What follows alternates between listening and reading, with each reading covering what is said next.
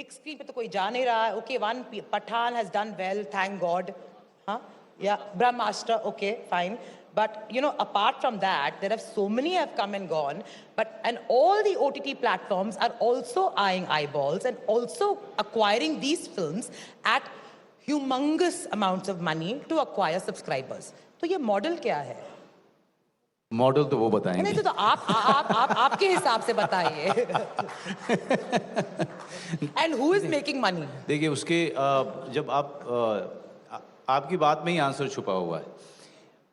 South के पूरा का पूरा डिस्ट्रीब्यूशन का पूरा, अगर आप डिस्ट्रीब्यूशन और एग्जीबिशन का पूरा सिस्टम आप समझेंगे तो आपको पता चलेगा कि ये उनके लिए पॉसिबल था कि लोग बाहर निकल के फिल्मों तक जा पाएँ, बिकॉज उन्होंने मल्टीप्लेक्सेस को कभी आने नहीं दिया और सारे सिंगल थिएटर को उन्होंने प्रिजर्व करके रखा.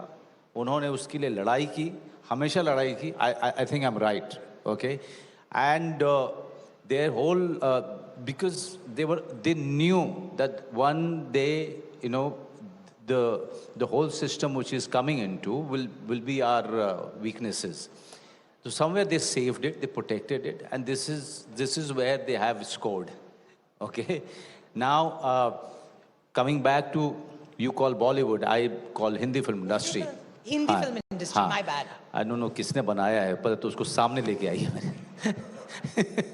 तो हिंदी फिल्म इंडस्ट्री के साथ जो हो रहा है वो उस पर ज़्यादा it has been affected quite impacted a lot by the Covid.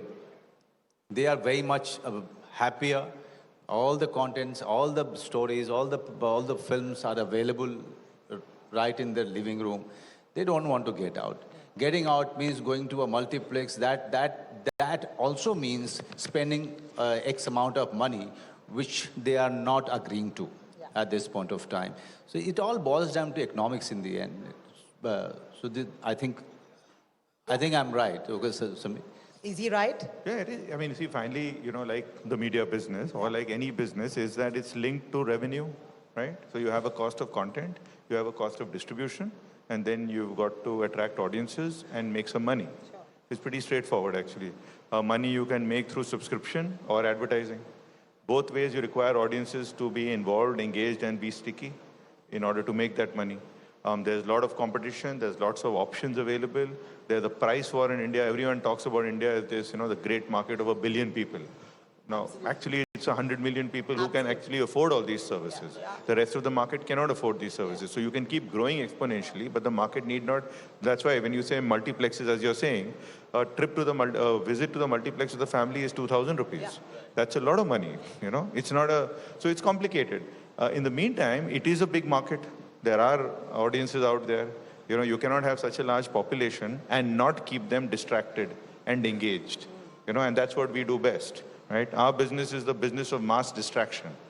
You know, that's what we do. So, you know, and we are doing that very well in different ways. And of course, the economics of this is it costs money to make content. The cost of that keeps rising. Sure. You're trying to grow the market. There is a land grab, right? Because different competitors are fighting for the same share of market. And, you know, you can call it destructive creation. Sameer, it's definitely advantage consumer, right? Definitely advantage me, right? But I have to bring upon this particular topic of content glut. Itna sara content hai, discovery is very tough. There's good and there is bad content, right?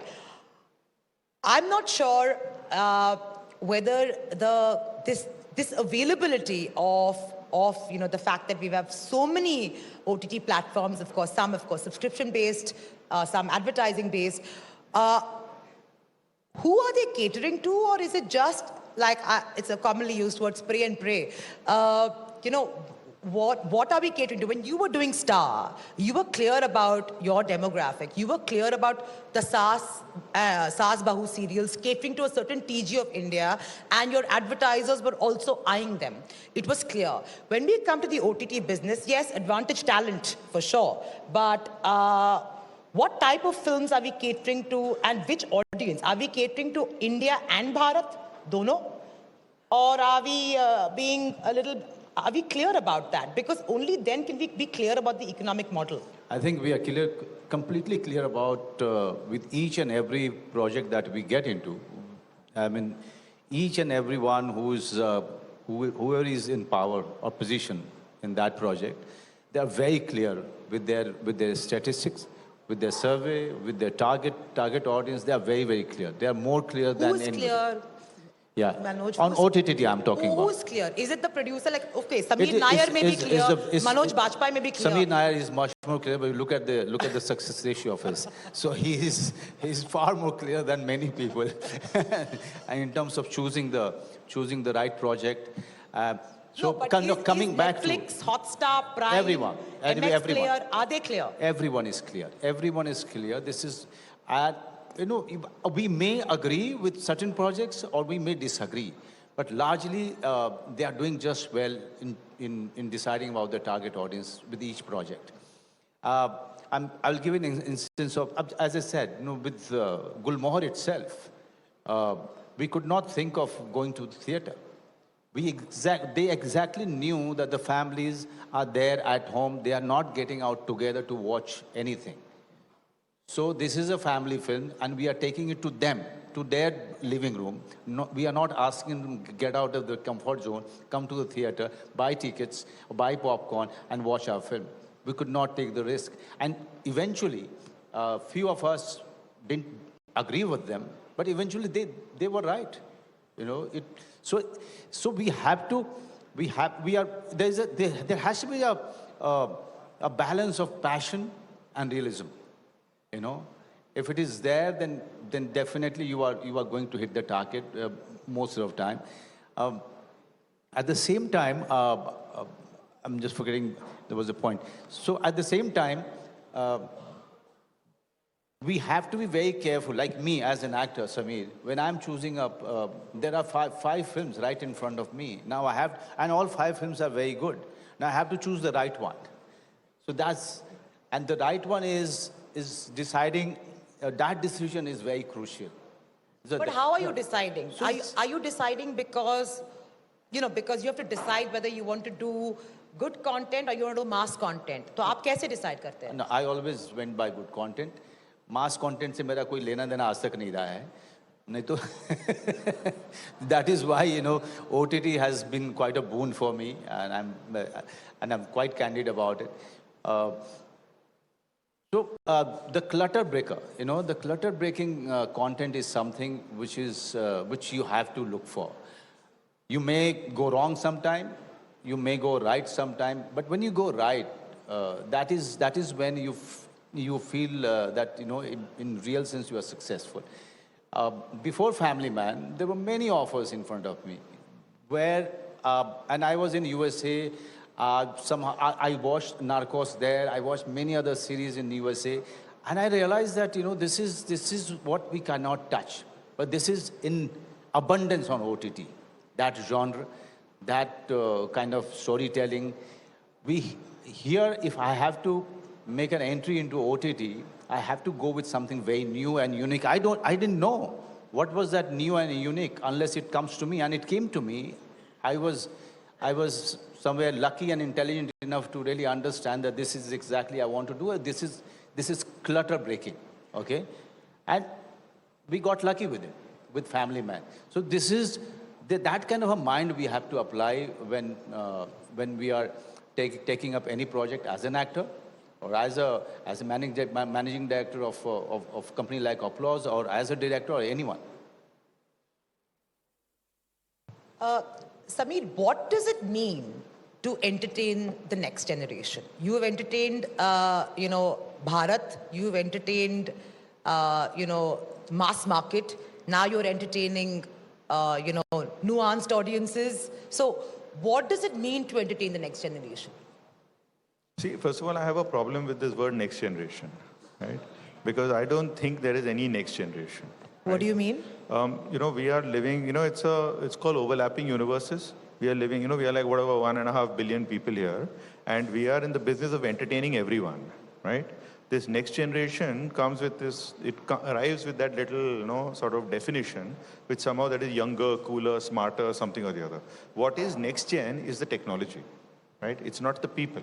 The people are the same. right? The audiences are the same. There are always younger audiences. There will always be fashion and fad.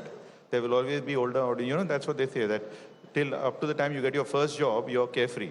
Then you get a job and you're still carefree. Then you get married, you're not so carefree. Then you have an EMI and you become that middle class audience, right? Yeah. And you grow from there. Yeah. So that's what happens in each generation. Fashions change. You know, there used to be bell bottoms before, now there are slimmer pants, you know, those kind of things. I think storytelling remains the same, right? Finally, when you're talking to an audience, you have to tell them a compelling story. If you're telling them a compelling story, they are engaged with you. If you're not telling them a compelling story, they are not. And that has also been happening from the last 100 years, right? So I don't think there's so much change in that. What is happening is that, you know, we keep, when you say, you know, that is everyone clear what target you're going for, what you're doing. The thing what happens is that it is wrong to imagine this audience as a one-size-fits-all mass audience. It's not a mass audience. It's a mass of niches. And we are 1 billion people, so you can get 100 million women who like something. That still leaves 900 million people out of it. But it's a big number and it's a sizable audience. But I don't think any platform is positioning like that, right? The good thing with the platforms now is that they don't need to position like that. The platform is the ultimate Aladdin's cave, right? It is the ultimate cave. It's got everything in it. It's got everything available in it, from abroad to India, to regional language, to documentaries, to movies, to everything. Now it's a question of finding it, discovering it, and using it, and that's what platforms are supposed to do. If platforms now go chasing after, we'll play only big movies and common daily soap operas, they become a variation of TV, which is not what they're supposed to do in any case. But they're doing that. They're not. They actually, when you watch these platforms, you will see, I mean, they show you short films. You know, you can see short films on platforms. You can see all kinds of, you can see documentaries. I think what the streamer has done everything what TV could never do. TV was always constricted by geography, by language, and by time slot, right? That's all. If you have a 9 p.m. slow, you've taken the slot. Today, you can have 100 things releasing at 9 p.m., right? And everyone can watch it when they want it. It's available all the time. You can binge watch it. You can watch it weekly. So in a sense, the streaming revolution is truly revolutionary. But why is it then that nobody is close to making money? Well, you know what? Now, if you're talking about India, I think everyone is making a lot of money abroad. India. Yeah, India. Now, India has always been a complicated market. You know, we talk about top of the pyramid, bottom of the pyramid. Top of the pyramid, you know, whatever there is, that 10, 20, 30 million families, you know, that bit. Then you talk about the big giant market. It's complicated, you know, it's very value conscious. Indians, I mean, I think all the streamers discovered coming to India that, you know, they all have a subscription model. You know, put a credit card, get a subscription, and it pays automatically. India, they discovered that we churn out.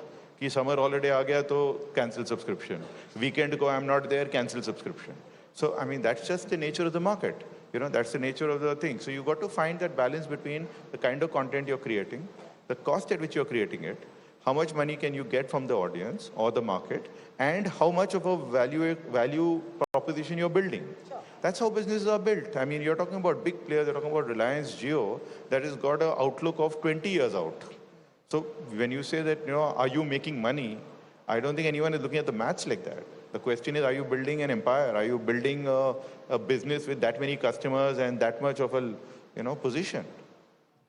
Money will be made. Money will be made 20 years hence or 10 years hence. I understand it's a long tail game, but I mean, we're also seeing the repercussions of that across, you know, sectors where people are actually realizing that this great vision of 10, 20 years may not be a sustainable model. No, see, that